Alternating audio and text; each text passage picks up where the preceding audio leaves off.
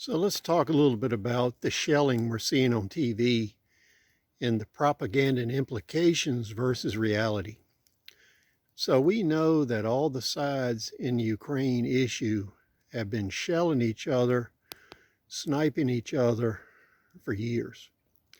So right now we're seeing the same type of activities we've been seeing for a while.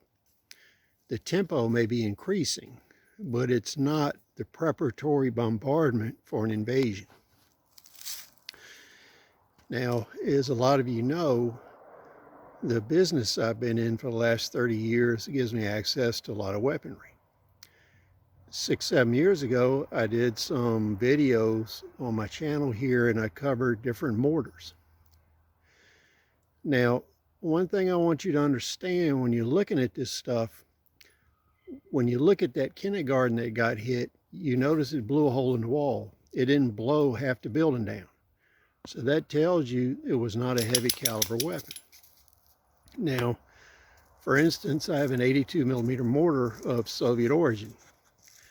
And it's an older model that was used in World War II, Vietnam, Korea, and in a lot of conflicts around the world. It doesn't have the range of the current Russian 82 because they use strong ammunition. Now, when you're looking at mortar fire and artillery fire, you have accurate range and you have extreme range. When you're engaging things at extreme range, it's an area of fire weapon. It's not precision at those ranges. So for instance, when we're looking at the 82 millimeter mortar that the Soviets use and the Russians, what we see is the particular model that I have. It has a range of 3,200 meters. At 3,200 meters, the impact area your rounds are going to fall in are 300 meters by 600 meters. That's a pretty big area. So in that case, you would be shelling a city block or a block and a half. That would be your accuracy potential. And your rounds would fall somewhere in that area. Now, when we look at the preparatory bombardment for an invasion, the Russian army, unlike the U.S. Army, kept a lot of the heavy caliber artillery that the U.S. got rid of.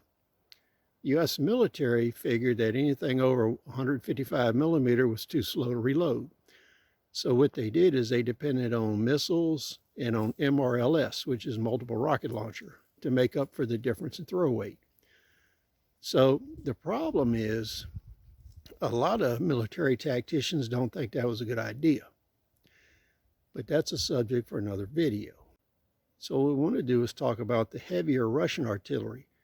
This stuff existed during the Soviet Union and was carried forward and modernized today. So we have a lot of weaponry in the Russian arsenal that's around 8-inch in diameter. And also we have some heavy mortars which are 9.5-inch in diameter. So metric wise, we're talking about 200 millimeter and 240 millimeter roughly. So these weapons have a huge area of fire potential. With 155s and lower, an effective hit is within 100 meters. With these larger weapon systems for infantry and personnel in the open, you can be 200 yards away and they're going to still receive shrapnel and debris.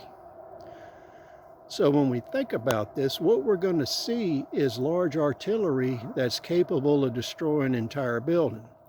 So if the Russians had to hit that building that the kindergarten's in with a 8-inch round or a 203 millimeter or a 240 millimeter heavy mortar, it would have collapsed that entire building or half of it at the least.